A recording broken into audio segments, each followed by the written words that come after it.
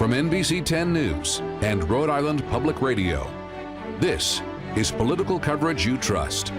Welcome to a Decision 2014 debate, the Republican race for governor of Rhode Island. From Johnson & Wales Schneider Auditorium, here now is NBC 10 political reporter Bill Rapley. Final televised debate between the Republican candidates for the governor of Rhode Island. This debate will last for an hour, and we have set aside 5 minutes for discussion of each of our questions. There will be closing statements from each of the candidates. Now, let's introduce the two men competing for the party's nomination. Cranston Mayor Allan Fung has been elected 3 times to lead the state's third largest city. He's a former prosecutor and lobbyist, and this is his first run for governor. Ken Block is the president of a software company that he founded. He has never held political office, but he founded the Moderate Party and ran under their banner 4 years ago. Asking questions tonight will be my colleagues from NBC 10, Katie Davis, and from Rhode Island Public Radio, Ian Donis. Now, before the panelists ask questions, we will access a town meeting that Channel 10 held recently with community leaders discussing ways to turn Rhode Island around. Now, in that wide-ranging discussion, which can be seen on our website, turnto10.com, many topics were covered, including the idea of streamlining regulations to make it easier to do business in the state. So our thought is, why not have one set of e-permitting regulations where every city and town would have absolutely the same regulatory scheme, and we would tie that to state aid. Now, did you all hear that question? Okay. So, Mr. Block, let's start with you. What do you think of the idea of tying state aid to progress made by municipalities in putting their permitting process online? I love the idea of using state aid to encourage more efficient and more cost-saving behavior on part of our cities and towns. And yes, we do need simpler regulatory environment from community to community. It doesn't make sense that a contractor in building the same building in 2 different communities could have 2 radically different sets of code and other regulations that he has to follow. But I think we need to go beyond simply regulations. I want to use state aid to encourage cities and towns to save money. I'd like to do statewide contracting to purchase emergency vehicles. I would like to consolidate and urge consolidation in every way that we can and make state aid contingent on finding that cost savings. Part of my economic plan to drop the car tax by 1/3 involves asking a community for every dollar they accept from the state to find 50 cents of savings, and that's how we're going to really turn this state around and bring down the car tax and the property tax. So, just to be clear, you would withhold state aid from communities that did not make progress in this area? What I'm asking communities to do is to match 50 cents on the dollar for any new state aid. I want to bring new state aid to the table for cities and towns, but I want to make that state aid contingent on those communities finding cost savings and aggressively pursuing consolidation and joint procurement as much as possible. So, Mayor Fung, how do you feel about the idea of attaching state aid to progress being made by these communities in getting their permitting process online? Actually, if I can just take the permitting process first as part of my answer.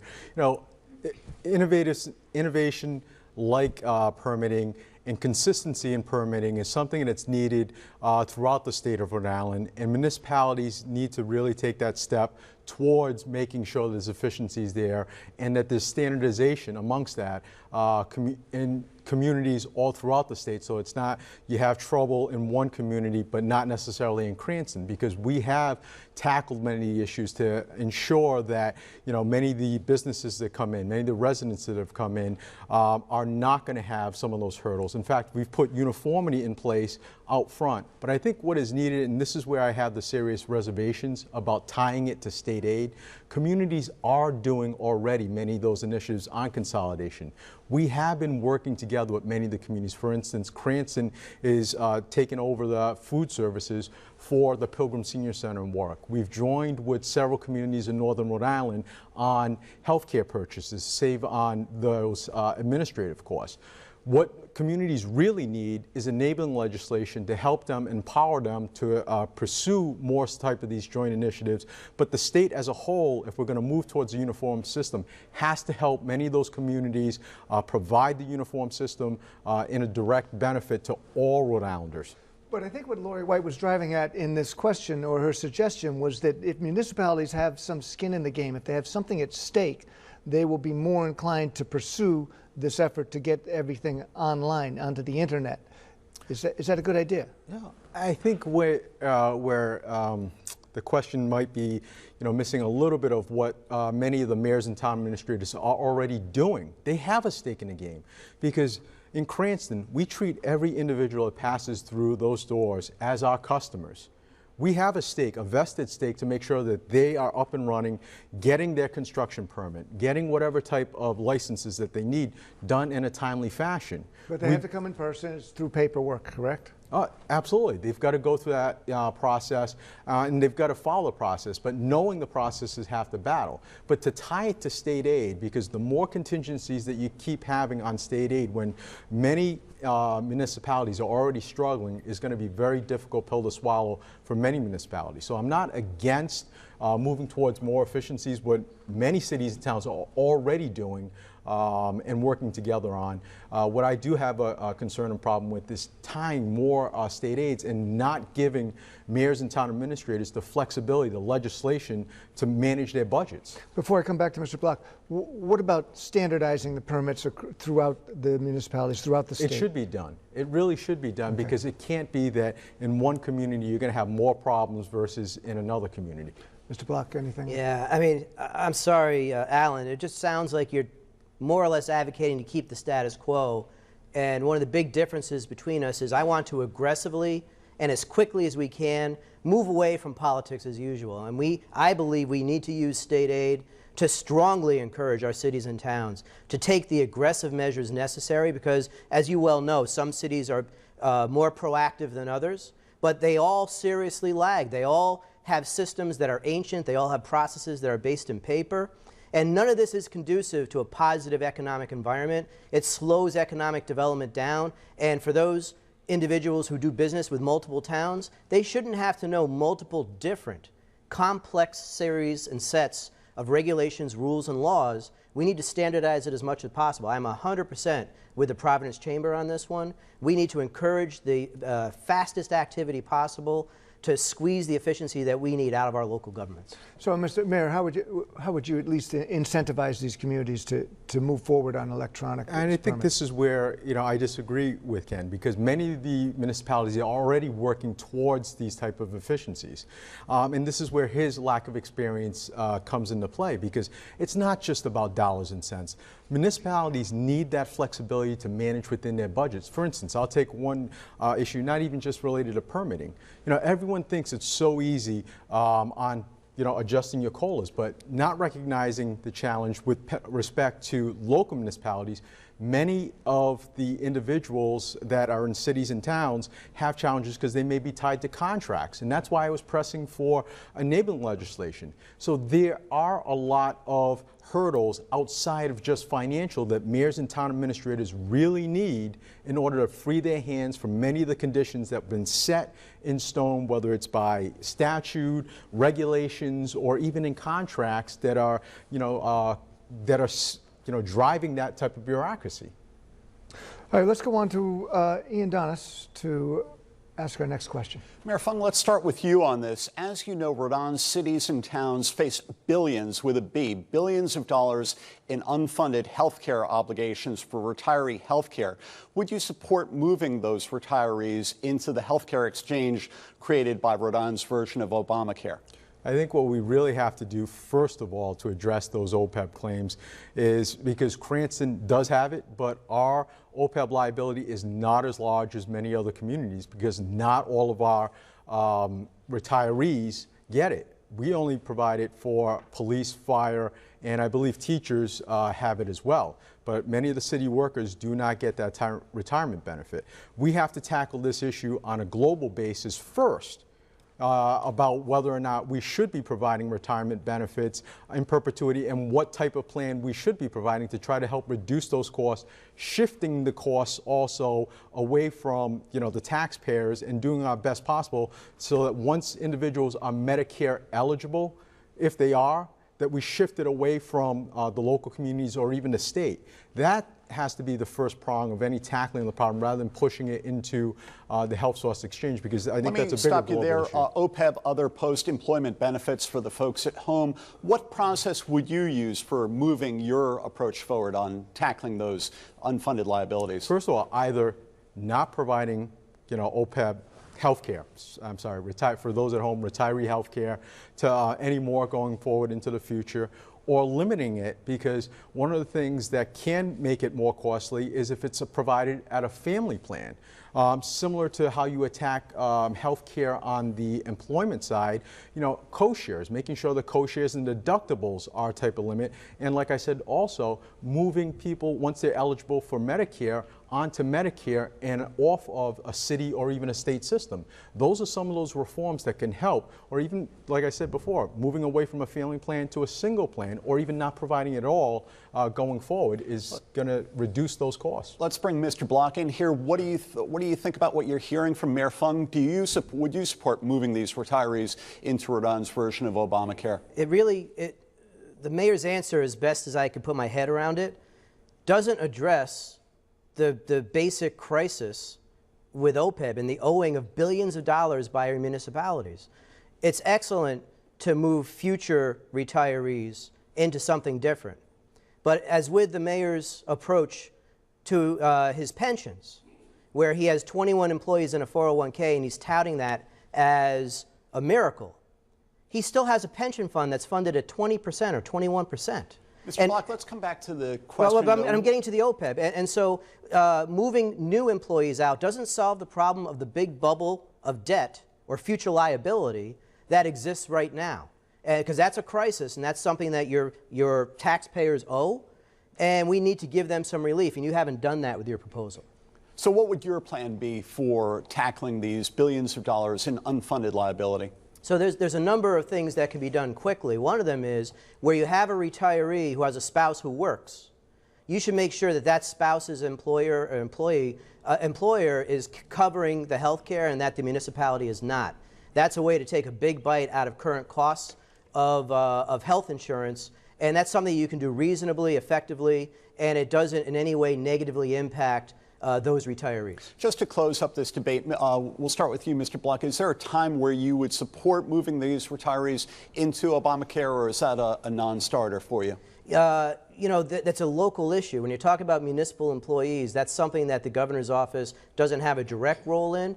With the bully pulpit, it's my job to highlight how much of a problem this is and to encourage each community to take the direct action necessary to reduce this liability, but I don't have the direct ability to force a municipality and to Mayor take that Fung, action. how about you? Would your approach really be sufficient to cut down these massive liabilities, and is there a time where you could see shifting these retirees into the state's version of Obamacare? It absolutely would address the issue, because if you're not providing retirement benefits like health care, costly retirement benefits, or reducing that benefit as I'm proposing, maybe Ken just has a difficult time comprehending what I'm talking about, either reducing the cost from a family to a single plan or not doing it at all, those are dollar savings to a municipality or even to the state of Rhode Island. So it absolutely does address the issues. But what Ken doesn't realize is we need help as municipal leaders, because some of these benefits are tied into contracts or into any other type of ordinance that might be there. So providing mayors and town administrators or even a state with enabling legislation to help them when they're making these changes, even to individuals, if the system is as broken as the pension systems that you've seen at the local level, they are going to need help for the policy argument.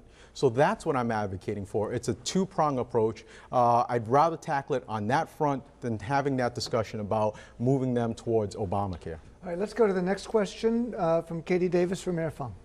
Mayor, you know Rhode Island has more than 30 cities and towns, and they're each beautiful and unique, but that also means that we have more than 30 school districts, more than 30 police departments. Would you aggressively consolidate services, even schools and law enforcement, if it would be unpopular in the short term, possibly cost you re-election if you were to be elected? And can you give an example of where you would implement consolidation? I have actually done that in the city of Cranston. I'm proud of that effort. And I mentioned this a little bit earlier, where Warwick and I have consolidated the food services, where the city of Cranston is providing the food service for their Pilgrim Senior Center. And we have to keep doing, as municipalities and as a state as a whole, more consolidation initiatives overall. You know, I talked about joining with many of the cities and towns up in northern Rhode Island on health care. You know, joining the RIMIC collaborative that we formed so that we're saving on administrative costs there. But I've also tackled on the area education, mayoral academies. I'm a big proponent of having school choice. Mayoral academies are a regional type school system, and many Rhode Islanders might remember the fight that I led to have that school open in Cranston, because I wanted my students to have choice, working alongside and getting a better education with many of the educators that are doing a wonderful job now. So it is something that I'm passionate about. I will continue to push for that as governor. I've done it in Cranston, and I'll do it as governor. But would you push back against unions on the law enforcement front, on the education front, when we have so many small departments and districts all across the state? Let me talk about the fight that we had on that mayoral academy. Some of you may already remember that fight. We had administrators, we had teachers, we had other union members joining into that fight that weren't part of the educational system. I believe, you know, some were firefighters that joined into that fight against starting that charter school. And I believed in that fight for a mayoral academy in Cranston. I still believe it, and you know, I'm glad that our parents and their students have a choice now to attend that Achievement First Mayoral Academy. Mr. Bach. The only pushing that happened with Allan and his unions, he was pushed around by his police department. His police department scandal was largely made possible because he gladly accepted donations from members of the police union while he negotiated an extraordinarily rich contract with them. He gave up his ability to manage that department, and that's how we got the scandal that we had. Let's talk about what you would do going forward. And you talked about re-election, and I think that's an important point. I'm the only candidate in this race that isn't interested in re-election. I have no interest in any future office, not Congress, not Senate. I'm not going to govern worried about my next election, because you can't do the hard things necessary if you're worrying about pandering for votes, which he does very well. I will govern without regard to the next race, because to get the job done that has to get done, I have to make hard choices. What are those hard choices? I've already stood out in front of the state police barracks, and I advocated strongly to consolidate emergency dispatch all over the state. We're only one of 2 states who does emergency dispatch the way we do. We have to join the other 48 states. We have to evolve. We have 39 cities and towns, and we have something like 62 fire departments. That's something that we cannot afford anymore. There are 2 fire departments in Lincoln, a mile and a half separated from each other. One owns a $750,000 100-foot ladder truck, and the other one wants to buy its own. We're not only coordinating between communities, we're not coordinating within communities. We have to do far better than we're doing right now. So I guess the question is, how do you affect that? Regionalization's been on the table for decades. It doesn't seem to be moving anywhere. How, as a governor, can you encourage that to happen? My job as governor is to raise the issue like we raised them, to talk about it, to quantify it. How much money can we save when we consolidate emergency dispatch? The city of Woonsocket saved $600,000, more than $600,000, by going from a separate police and fire dispatch to just one dispatch. We can gain gigantic cost savings. There's already plans that have been drafted in the last decade to consolidate dispatch. We need to follow through on it. My job is to educate, to get people involved, and to help work with local elected officials, and local taxpayers to get them advocating and agitating to get this done. It's crucially important. Mayor Fung. First of all, can I just take a step back, because I don't want to keep sitting here and getting attacked all night long by my opponent on stuff that had no relevance to the question that was asked. And I think it's, you know, if I can just have a minute to respond on some of this stuff. First of all, on the police donations and everything else that he wants to raise in this issues, I'm not going to sit here and have my credibility attacked all, tonight, as well as all throughout the campaign process from someone who had to admit that he illegally funneled money into his moderate party, the party that he created because he wanted to find a way to go through. You want to respond or you want to answer the I question? want to respond. No, but Bill, now, why now not you're give me... telling me that about him and the moderate party, fine. How are you going to affect regionalization in the state of Rhode Island? Bill, you if I talk can about just charter respond. schools, we're talking about municipal. Bill, if I can governments. please have the same respect, because if you're going to let Ken go off for 2 minutes, I'd like the opportunity to respond before I answer that question, because I felt like I did answer the question. But no due respect, I'm not going to sit here having my character attacked by someone who has admitted to violating state law with regards to illegal funneling of dollars. But the bottom line is this. I have fought for regionalization. I have fought for consolidation. We have done it in the city of Cranston. There is a record of doing it. Go back to what we have done. And these are the same type of pushes that I will continue to fight for and enable cities and towns more power to effectively get that in place. But what Mr. Block also fails to understand is it's not always that easy, because there are levels of details that has to go into consolidation as well. Let's talk about the dispatch function that he talks about. When you're talking about, say, for instance, I know Warwick and East Greenwich were taking a look at it. There was a lot of difficulties to go through Main Street on both sides with the addresses in response. So it's a public safety issue that we also have to recognize for the health and safety of the residents and making sure that everything is done correctly. That is an example where it was moving forward and then was taken off of the table, though. So how would each of you make something like that happen, knowing that it failed in the East Greenwich-Warwick example? 15 seconds? Just 15 seconds. The city of San Diego has more than 1 million people. They dispatch out of one dispatch center. We can do it here, too. Politics, as usual, says you can't, but I know we can do it. Wait a minute. I never said we can't do it. We've got to do it, but we've got to do it carefully to ensure public safety for our residents in all of our respective communities. So Ken, please don't, take my words out of context, as you love to do. All right, we're going to get the next question again from that town meeting that we held where we brought everybody together. As candidates talk about improving the job outlook in Rhode Island, we often hear about tax rates and attracting knowledge-based industry for 21st century jobs, but there's not much discussion about the chronically underemployed Rhode Islanders who may not be capable or prepared to leap into a software-based economy. Lisa Rangland from the Black Business Association makes a point about that population. How can we really link businesses to community organization and really create jobs for not necessarily someone that has a college degree, but someone that may be the underserved, someone that's either may have graduated from high school, but really can't compete at a college level? If we're investing in Black businesses or minority firms, we will have a significant impact in the job creation within those communities. So Mayor Fung, can you talk about what specifically you would commit to as far as investing in minority-owned businesses and how in general you would support what Ms. Rangland calls the underserved community? I think it's not necessarily just the underserved community, the minority community.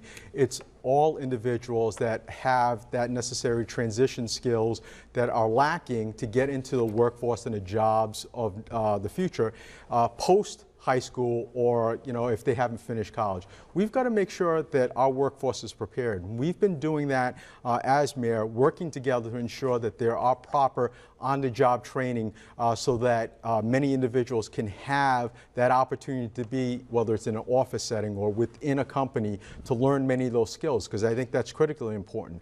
On top of that, we've got to ensure that there are enough workforce dollars invested by the state and also the local cities and towns to ensure that people are properly trained and continue on, whether it's to get their GED or whether they want to seek any type of advanced degree or certification, that we provide that foundation and structure for them so that they're ready for the skills within the business community. Mr. Block? Yeah. I own a software business. I'm a software engineer by training. When you have a really hard problem, you have to figure out where that problem starts. Yes, we have an undereducated workforce. The problem is we continue to grow that undereducated workforce by graduating children, by giving them high school diplomas, and they seriously underachieve. We hand high school diplomas to children who sometimes test out at a 4th, 5th, or 6th grade level of education. They go to CCRI, and as college freshmen, they have to be remediated the day they walk in the door. We graduate children into welfare. We have to stop that.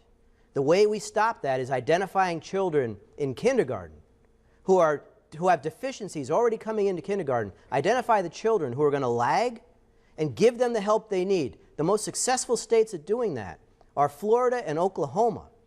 They identify the children and they put the time, energy, and resources necessary to ensure those children are on grade by 4th grade. That's how we stop the creation and the continuation of a workforce that's not prepared to work. Do you want to add anything, Mr. Mayor Fung? Yeah, but I think that's very too simplistic of an answer, because I agree, we've got to build a better foundation from a curriculum standpoint to treat and help those students get ready for the workforce of the future. And that's why I propose that Jobs and Education Council, and also having the Commissioner of Education report into me, and that Jobs and Education Council would have a foundation between the private sector employers with the public sector and the commissioner in helping shape that education curriculum. But it has to go beyond that, because there are many individuals that need that extra help, and that's why a commitment to more of those OJTs, on-the-job trainings, more investments into helping support GEDs and other programs for the individuals that are in the workforce now beyond that early graduate, that have already graduated or dropped out. They need the help too, and we can't let them lag out in the workforce. Do you have anything to add, Mr. Block? I mean, there are programs that help to remediate adults who need remediation, but all the research shows it's substantially more difficult to do that with adults than it is with children in the earliest years. We have to stop the creation of adults who need remediation first. We have to do that as quickly as we can. But you can't forget those individuals either. And unfortunately, from what it sounds like from my opponent, he'd rather just let them languish. And we can't forget anyone. Let's get our next question from Ian Donis. Rhode Island's last Republican governor, Don Carcieri, mostly had a pretty difficult relationship with the General Assembly. Democrats hold 101 of 113 legislative seats, so they can override a Republican governor's veto with impunity. Mr. Block, if you were elected governor, how would you have an effective relationship with the General Assembly? And please don't tell us it would just be a matter of the bully pulpit, because that didn't work out so well for Mr. Carcieri. Oh, but it worked out great for me. The master lever was passed after decades of debate. The master lever was passed after 2 years of enhanced advocacy, an effort that I led for the last 2 years. You've indicated you would rattle the cage of the General Assembly. You posture yourself as a candidate of change. The General Assembly might not be postured to get along with you based on your rhetoric. Seriously, how would you have an effective relationship? But I don't want to minimize or understate how there was hardly a person in the state with knowledge of how the General Assembly worked who thought that I stood a chance of ever getting the master lever gone, but we did it after 2 years of advocacy. We did it when it was not in the General Assembly's best interest to get it done. My job as governor to do hard things is to use the same techniques that we used with the master lever. My job is to get you to care. Whether it's fixing unemployment insurance, whether it's consolidation, any one of the issues, I have to educate you, get you to care, and then get you to show up. The reason the unions have so much power in this state is they show up, and all too often you don't. The way we balance power, the way you get the General Assembly to do things they don't want to do, is I have to bring you into the State House, and I will wait with you in the hallways while you wait to testify. That's how you bring change to this state. That's how we get hard things done. But Mr. Block, the only time we've really seen an aroused citizenry in recent Rhode Island history was in 1991 after the credit unions failed, when people felt it in their pocketbooks. Is your proposal to have a greater involvement in the public really realistic? It absolutely is. It starts with the governor's office. It starts with communication. I'll hold a daily press conference. I'll hold 2 press conferences a day if I need to, because there's a lot to talk about. There's a lot of issues that we need to fix. But people have to care if we get them fixed. My job is to make sure everyone is educated and that they care and that they show up. We can't afford to wait every 10 years for an issue. I need an issue every week. Let's go to Mayor Fung. How would you go about having an effective working relationship with the General Assembly? I think my style from where my opponent is certainly will transcend and really help the Rhode Island residents with what we're going to be doing, because it is about leadership style. You know, as we heard from my opponent, he wants to educate everyone, like we're not smart. Well, I'm telling you, we've got to change Rhode Island by working together. And we've done it in Cranston, Ian. A lot of that has to have people working together. Sure, we're going to have our fights and disagreements over how we get there. No one ever thought we could get 401ks done. But I felt that that reform was something that's sorely needed to help move and shift the risk away from taxpayers. And it's something that's fundamentally changing Cranston into the future. No one ever thought we could reform our pension system, which was one that I inherited that was one of the worst in the state. But we sat down and negotiated with the retirees, also with our labor unions.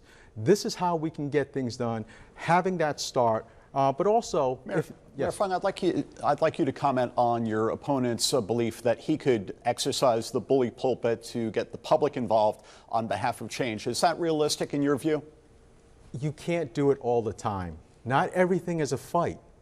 But where you have to use the bully pulpit, I will. You know, and this is the situation. I give people a chance first. Negotiate to avoid the fight, avoid the cost of litigation. That's what we did in the pension scenarios. That's what we did, you know, with the 401ks, moving towards private sector benefits. However, you also can't be afraid as the chief executive if you can't get things done through that process, whether it's legislatively, such as situations I've encountered in the past with our city council. We've been to the table to use the power of the executive order and the power of the office that are inherent within it to manage your budgets, as well as also using a combination of the bully pulpit to get things done. So I'm not saying never use it, but you have to use it effectively and judiciously. So we got about 30 seconds. You can each go back and forth on this if you want. Do you have something more to say, Mr. Block? If politics as usual does it for you, follow his model. If you want someone who's going to fight, if you want someone who's going to bring gigantic change to this state, because I believe we need gigantic change to turn around what is so horribly broken here, you need to vote for me. I will fight for you. I will be out there every day, and I'm going to help make people care. If you've ever called 911 and you wondered why you have to give your information to the operator twice, it's because of the way we do our 911 and most of the rest of the country doesn't. I just provided some education. It's not that people are stupid, Allan. It's because sometimes they just don't understand what we do, how we do it, and what its ramifications are. Thank you, Mr. Block. The Mayor? You know, real reforms, real results that I can tangibly point to within the city of Cranston. Like I said, the 401ks, which are dramatic, a fundamental dramatic change in how we do business going forward, as well as pointing to many of the business accomplishments that have led to helping create over 1,000 new jobs during my first 2 terms. Take a look at Garden City. Take a look at Chapel View. And I can point to many other businesses that are expanding and new businesses that are coming in. He's all talk. I have done it, and I can point to my real results, and these are the initiatives that I will take to the State House to change Rhode Island as well. Thank you, Mayor. Katie Davis. Would either of you look at abolishing the office of Lieutenant Governor, and why would you do that if so? And if you did, what would you do with the salary and the staff that taxpayers are now paying for that office? Do you want to start, Mr. Bach? I am absolutely a supporter of doing away with the office of Lieutenant Governor.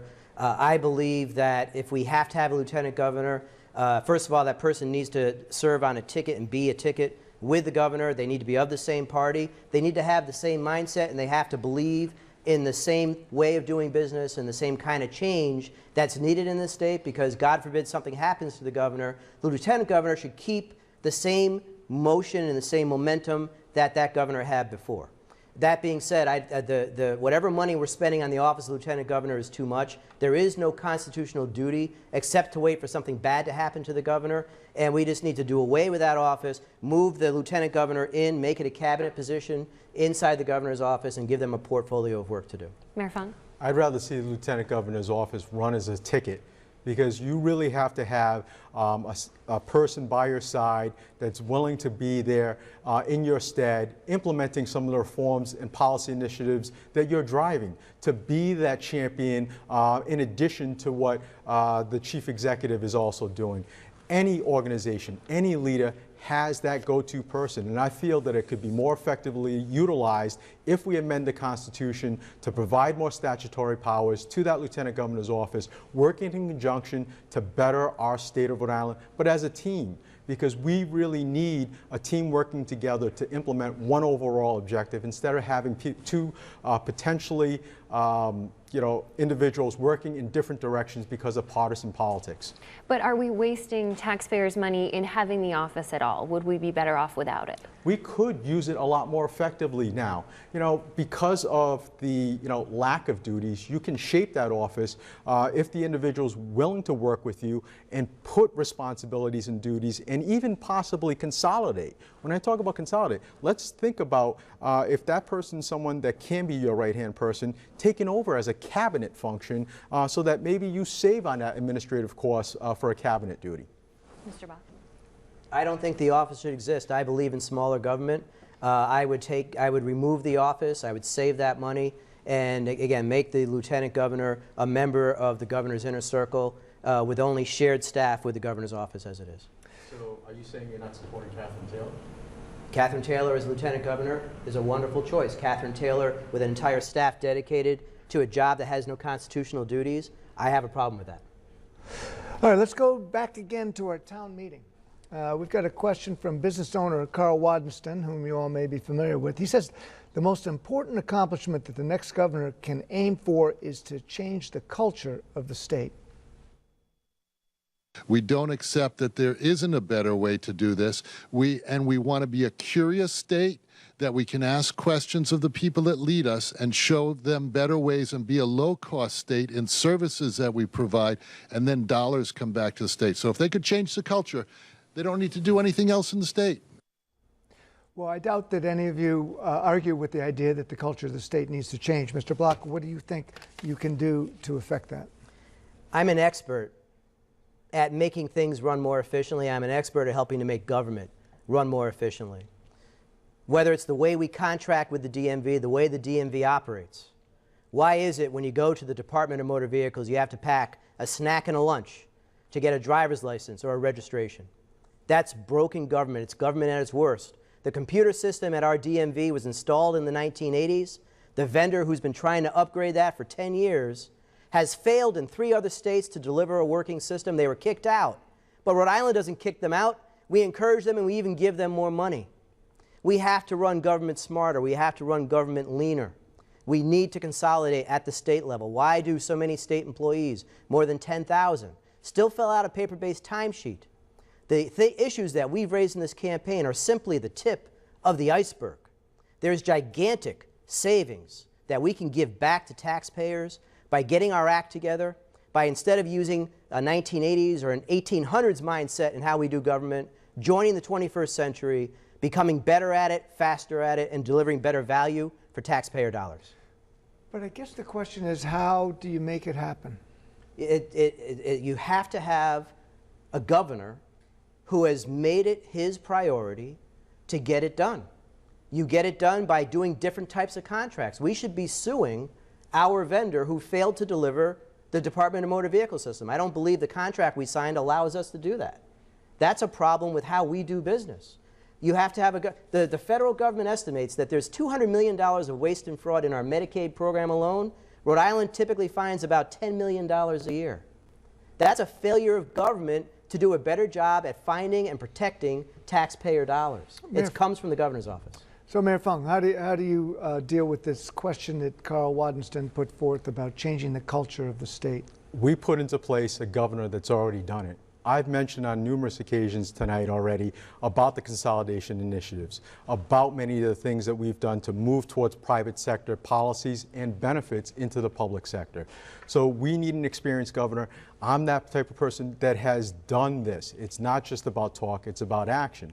But more importantly, what we also need is reform. reform of the way we do business and also instilling confidence back into all Rhode Islanders. And the only way we're going to do that is through a constitutional convention that is going to put into place more power into the governor's office through a line item veto, that's going to restore the Ethics Commission oversight into the General Assembly, as well as pushing for term limits for General Assembly members. If we send those right messages, I'm proud to be the only major gubernatorial candidate that have gone up to testify at those State House hearings, pushing not only for the Constitutional Convention, but those types of reforms that will instill confidence, because I think all of us throughout Rhode Island are tired of hearing about the raid at the State House in the Speaker's office, or even the allegations of another insider deal with the beach contract. That has to stop, and that, if we do take those serious initiatives, will send a message back to Rhode Islanders, but also people outside the state, that we mean business. So, Mayor, what would you like to see out of a constitutional convention? I put forward several lists, but definitely a line item veto is a top priority to restore more balance back into the governor's office. Term limits over the General Assembly, having the General Assembly also be critically subject to that Ethics Commission oversight for their legislative duties. Voter initiative is another thing that I'm pushing. And the last thing that I'd love to see is stopping that practice that we see year after year of the suspension of rules and then legislation getting pushed because deals have been cut at the last night of the session.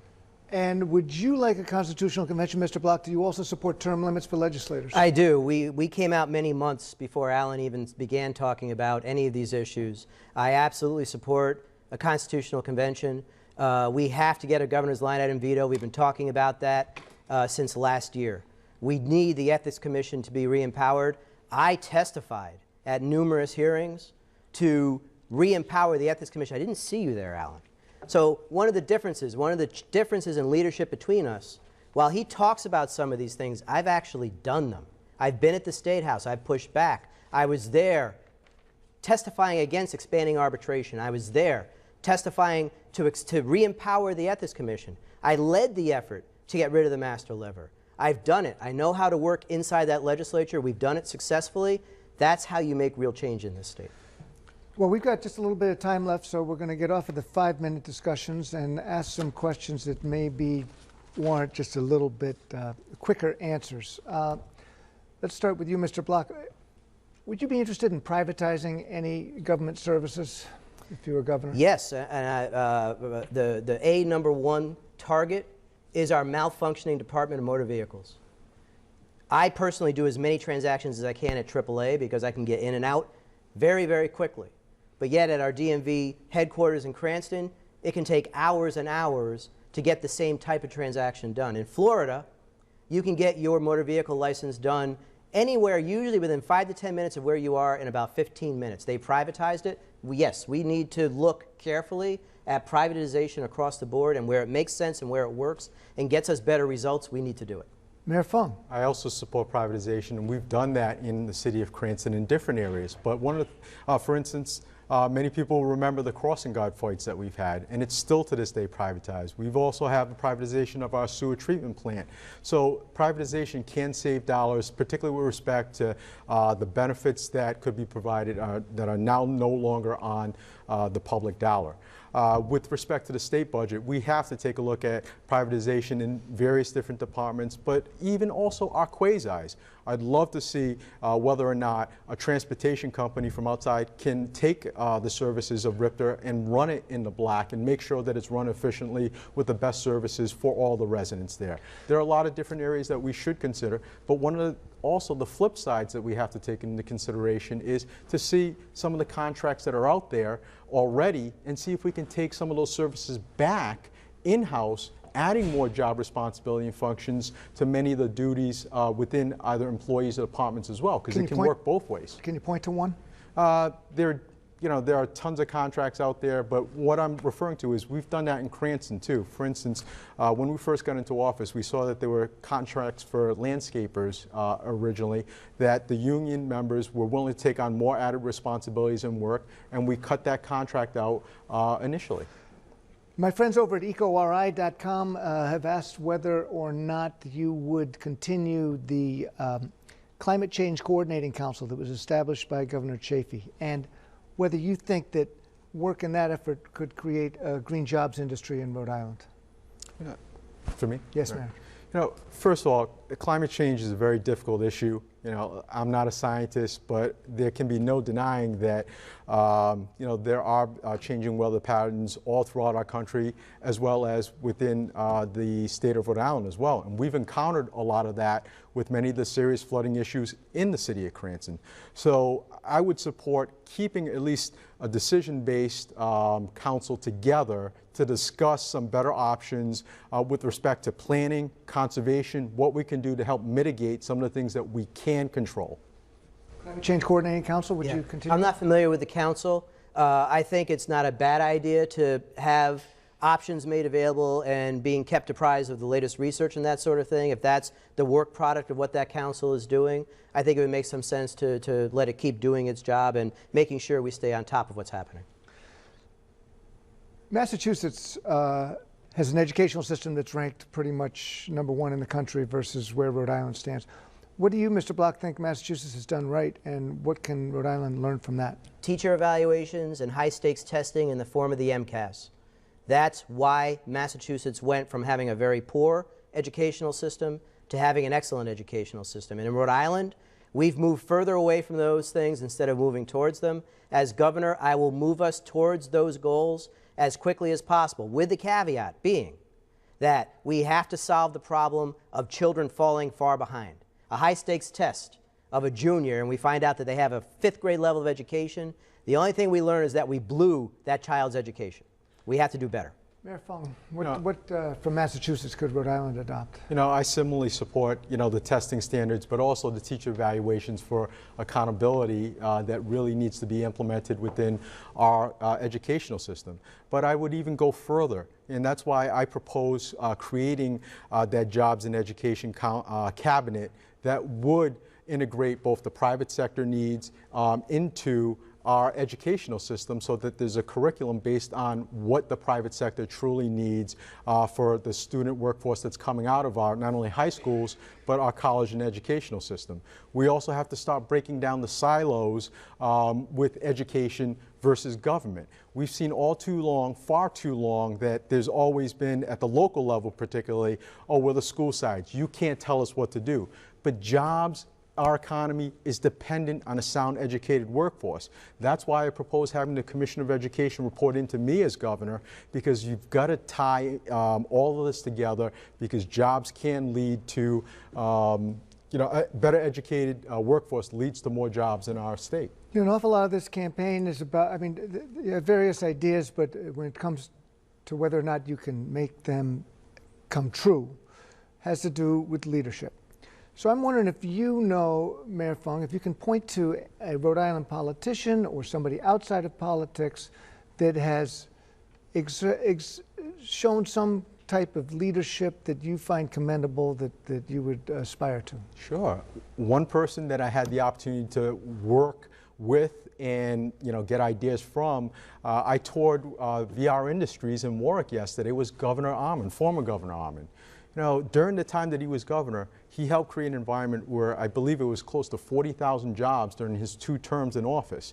I'm grabbing a lot of his ideas, picking his brain about the state budget, how to tackle some of those issues, as well as the necessary cuts, the reasonable cuts that we can make to help spur our economy going forward. And what do you think are the qualities that he showed that made his leadership effective?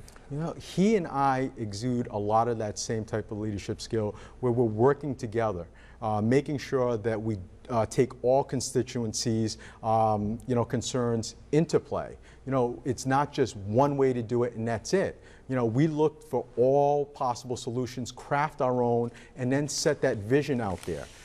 He's very proud of the fact, and I'm very proud of the work that he's done in so many different areas to help create a healthier Rhode Island during the time that he was governor. So you've got a couple minutes to think about this, Mr. Block. Yeah, I did, but I have to start by saying politicians don't create jobs. Entrepreneurs create jobs. Business people create jobs. Politicians just need to get out of the way. Having said that, that's a crucial thing, because hardly any Republican on the earth believes that politicians create jobs, but this one does.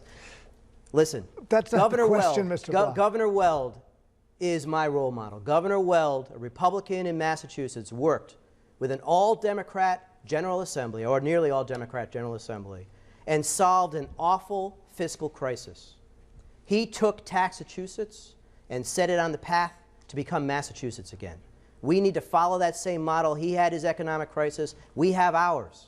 We can fix what's broken here. If Massachusetts can do it, we can do it too. Would you support tolls on Route 195? I would Route not. 95. We don't need any additional taxes to fix what's broken here. In the last 2 years, our budget increased by $1 billion.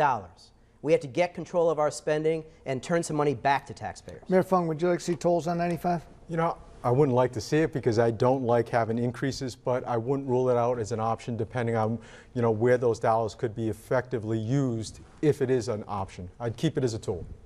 Mr. Block, what's the biggest mistake you've made in this campaign? In this campaign, we've hit it mostly right, I've got to tell you, and so we're fortunate. You know, I mean, you never have enough time. I guess if I could go back and look at everything that we did, I would probably only sleep about 3 hours instead of sleeping 6 hours because there's really just not enough time to get everything done that you need to do. Mayor Fung, you made any mistakes in this campaign? What's the worst? I probably would have started earlier with the campaign to make sure that I built, you know, started fundraising a lot more earlier, because one of the things that I've learned is, unfortunately, in order to get your message out, it's an expensive proposition. I'm not a millionaire like my opponent here. I can't afford to just write a check for this election, and I've got to do whatever I can to, in the most cost-efficient manner, like I've done in Cranston, to get my message out. You both have agreed that you would support the other if you lose the primary to them? Absolutely. We've said that. What would be the first thing, Mayor Fung, that you would ask Governor Block to do? More pilot aid to the city of Cranston, because we have this huge still state property centered right smack in the middle that should be prime commercial or industrial property that could benefit our taxpayers, and we do not get adequately compensated for the services that we provide, because not only police, fire, sewer services, everything that, you know, goes on for that state property, and we just don't get adequately compensated for what goes on. It's a large swath that really cuts into our commercial base. What would be your first request of Governor Fung? As a business owner, one of the biggest cost drivers and one of the key elements that makes us uncompetitive with the rest of the country is our awful unemployment insurance tax, and I would ask Governor Fung to fix it, to make it better and make it fair, because it's grossly unfair to way too many businesses the way it works right now. We're less than a minute left, so a quick answer on this one. The state has renewable energy standards calling for 16% renewable energy by 2019. Is that something you would try to change? So much depends on what the cost is that's associated with meeting that goal. Rhode Islanders are hurting. We're hurting badly. We are in an economic crisis. Anything that we're going to do that adds to that economic hurt is just not the right thing to do right now. Mayor Fung. I also would not support any added burdens on any of our utility ratepayers. I would support any type of renewable energies that are competitive with fossil fuel prices, such as hydro. So, not a big fan of Deepwater Wind? I'm the only one on this stage that didn't support Deepwater Wind, unlike my opponent. And are you a supporter of Deepwater Wind, Mr. Block? He took their money. I said I generally support windmill projects. I don't know how that became Deepwater, but that's a I've got totally the article different thing. from Go Local that says you supported Deepwater. Good. Well, we figured we'd get a little bit of this. All right. Well, we're pretty much ready for closing arguments, closing statements at this point. We're going to start with Mr. Block. You have 2 minutes. Thank you. This is a crucial election. I want to thank NBC, and I want to thank all of you here for listening to me today and my ideas for how to fix Rhode Island. We are in an economic crisis, and what you saw here tonight was a pretty substantial difference between my opponent and myself. My opponent likes to say that he has experience. However, that experience that he has is not the experience that we need in our state house. We don't need the experience of a police department that he drove into the ditch. How can someone who mismanaged his police department so badly ask you for a promotion to be governor? In fact, it's only in politics that you would see something like that. It doesn't make any sense. There's no common sense here. Had this kind of mismanagement occurred in a business, the mayor would have been fired. It's an important element. It's crucial in this election, to be honest with you. Look, politicians don't create jobs. Our economic problems won't be solved unless we become economically competitive with Massachusetts. It's basic. It's elemental. If a business can look at Massachusetts and look at Rhode Island and pick Massachusetts every time, we are going to lose, and we have lost. We need jobs. We need to be economically competitive. I'm the only candidate in this race who's brought forward the ideas to do it. I helped Texas save $1 billion in their food stamp program alone. I know how to make gigantic impacts on spending programs. We've done it before. We can do it again. We've watched Massachusetts evolve and become competitive. We can fix it, whether it's making the 195 land attractive to business by making it a 2% economic development zone, whether it's by making our government run more efficiently. Getting rid of paper timesheets is just the beginning. We need a government that's more responsive to your needs, because for too long our government has been running away from what you need it to do.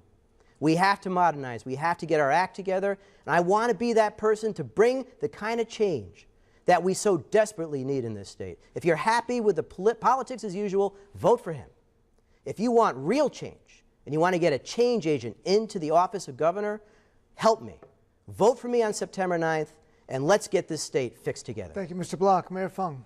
You know, first of all, thank you, Channel 10. Thank you to the viewers, and also thank you to Johnson Wales for hosting this important gubernatorial debate.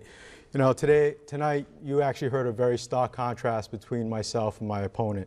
You know, there's a big difference between talk, which my opponent does, even with his outrageous accusations and baseless accusations that he's made against me about myself, my leadership skills, but the results are the results. They are real reforms happening within the city of Cranston.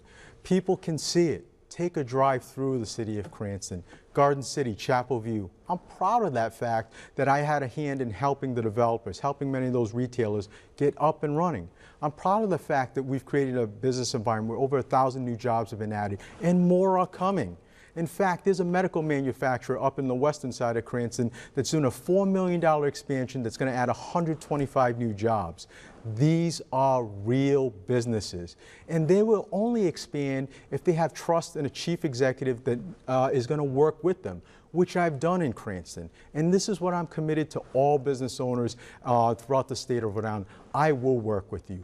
I have that proven leadership skill, knowing what's needed for both the private sector side, because I came from a small business background and my family's Chinese restaurant, to the public sector experience, a decade's worth as a Republican. And this is what I'm proud to do. And I'm asking for your vote because we can, if we work together, change the state of Rhode Island by implementing the reforms that I've been talking about. Reforms that we've done in Cranston, whether it's moving into 401ks and other private sector type benefits into the public sector, whether it's through consolidation or even pushing further on reforms to the pension systems. All this has to happen, and I have a realistic $200 million tax reduction plan that will send a message to the business owners here that we haven't forgotten about them, but most importantly, send a message to employers outside the state that we want them here. We will cut through the red tape, as I discussed. Together, we can change the state of Rhode Island. I believe it firmly, and I'm asking for your vote on September 9th. Well, thank you very much, Mr. Fung. No rebuttals on this. This will do it for our debate. Appreciate you all coming out here for this. Mayor Fung, Ken Block. Also, I'd like to thank the panelists, Katie Davis from WNBC 10 and Ian Donis from RINPR. Thanks for coming out, Ian, and participating in this. Be sure that you turn to 10 for election coverage on next Tuesday night at the primary. Thank you very much for watching from here at Schneider Auditorium at Johnson & Wales University. Have a good night.